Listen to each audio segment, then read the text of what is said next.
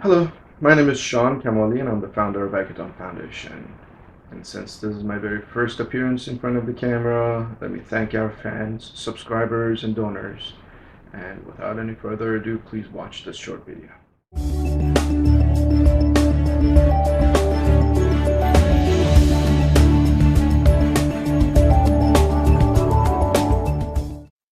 Agatan Foundation is a non-profit organization that focuses on promotion of science, art, education, and eliminating religious harm and superstitions. As of right now, 100% of the proceeds go towards our projects, unlike the religious charities where the biggest portion of the donations goes towards making huge and attractive buildings, filling them with custom-designed religious icons and furniture, equipment, high salaries for the staff, advertising, and more. After all these expenses transpires the rare case of charity work, which has the intention of converting those who do not believe in that particular religion, or only helping the folks belonging to that particular organization or faith. Over the next few minutes, I'm going to explain why I don't believe religious organizations should be called charities, and therefore don't deserve tax breaks. When we look closer, we can recognize that religious organizations behave and function like a business. They sell their product in the form of entertainment and service. Most businesses charge hourly or sell tickets for such a service, but religious organizations could not survive on that. Therefore, they register under charitable organizations, revealing their need for survival from donations. How can we define the primary job or function of a company or an organization? You can tell this by what particular function that company mostly serves. For example, even though Microsoft helped 70,286 non-profit organizations in 117 countries and donated $795 million worth of products in 2013, their primary function is developing, manufacturing, licensing, supporting, and selling computer software. It also does not make a difference that its atheist owner, Bill Gates, through the Bill and Melinda Gates Foundation, had an endowment of $38.3 billion as of 30th of June 2013. Comparing Bill Gates to many religious authorities like Creflo Dollar, who raised money to purchase a $65 million private jet, should be evident enough to debunk the notion that morality is driven from religion. However, let's not go there. Let's take a look at Church of Jesus Christ of Latter-day Saints. Just like other religious organizations, LDS is not very forthcoming about their income and wealth. And since 1959, the church has not publicly disclosed its financial statements in the United States. For those of you who might not know what tithing is, it means 1/10 of something is paid as a contribution to a religious organization or compulsory tax to government.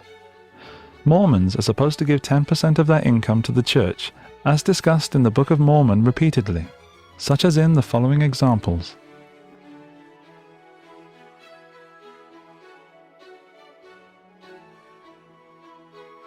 In 1997, an investigation by Time revealed an estimate of the church's total value at $30 billion, with estimate of $5 billion worth of tithing annually.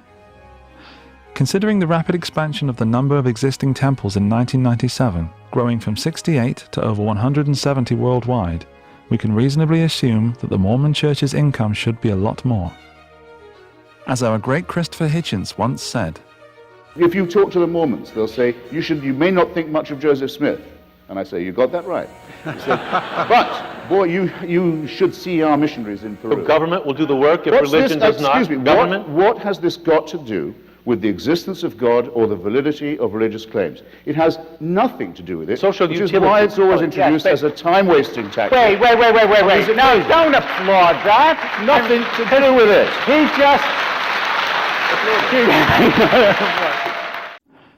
Well now, considering the information released by LDS about their charity work from 1985 till 2000 comes to the cash donations of $327.6 million and material assistance of $884.6 million, I am pretty sure they are including the value of the Book of Mormons as well, which should not be a charitable material, but an advertising object.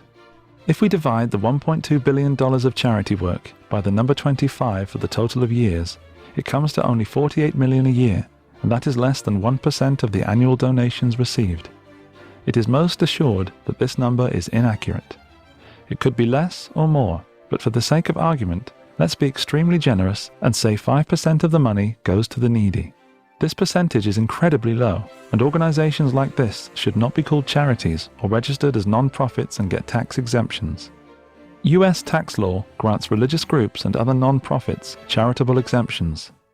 Wells Fargo, the multinational banking and financial services firm, donated 1.3% of its 2011 pre-tax profits, or $315.8 million in cash. By comparing these two organizations, one assumes that their job is to hold on to your money, and it's not supposed to be charitable by definition. Computing everything reveals that both behave the same. Doesn't that imply that one of them is acting under false pretenses?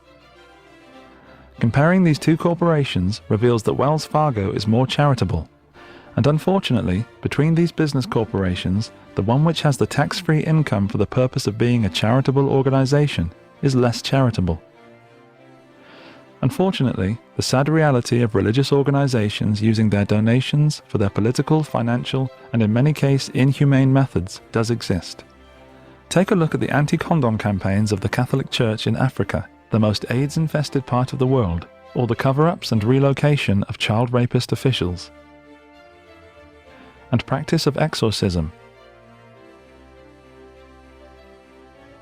Also the Islamic group's support of terrorism that spreads the message of fear, hate, and misogyny.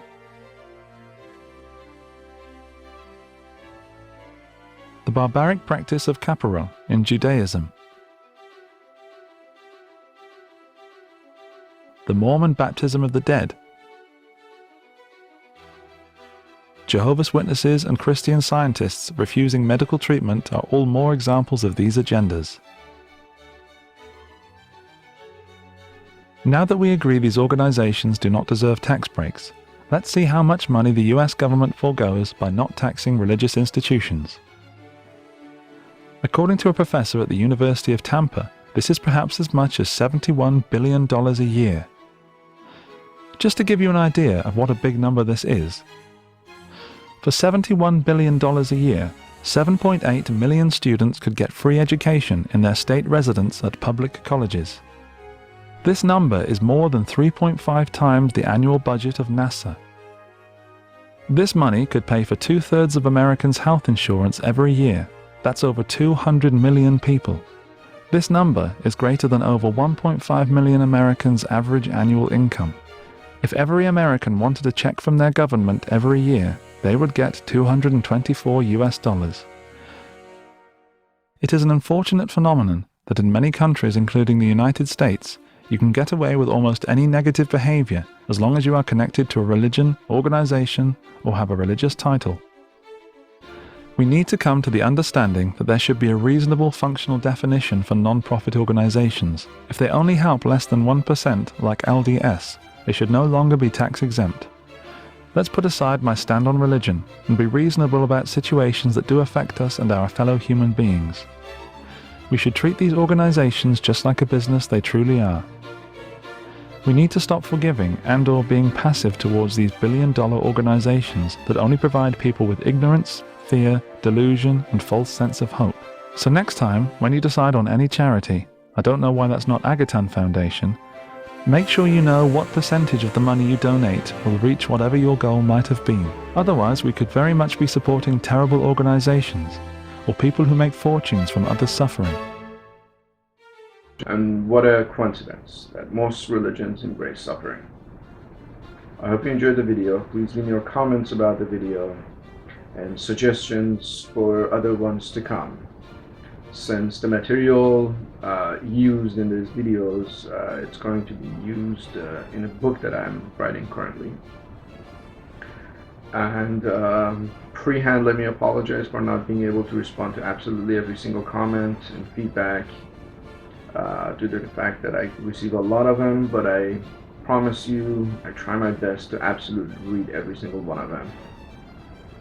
And thank you for watching. You have a good one.